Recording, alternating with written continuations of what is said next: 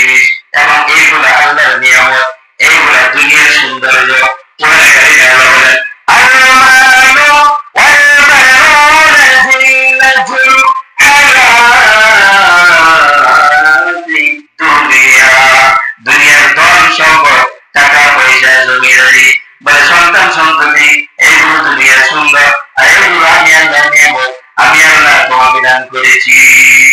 সুবহানাল্লাহ। কেন তুমি দেখো না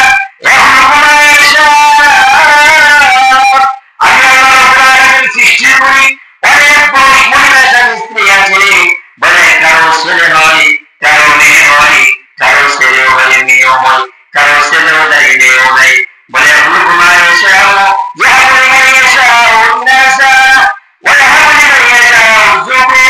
কাউকে আমি ছেলে সন্তান দান করি, কাউকে মেয়ে সন্তান দান করি।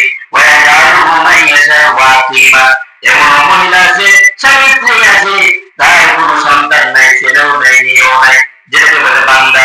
কোরআনের কাছে হাতি বলা হয়, যেটাকে বলা হয় বান্দা। আপনাদের দেশে কি বলে?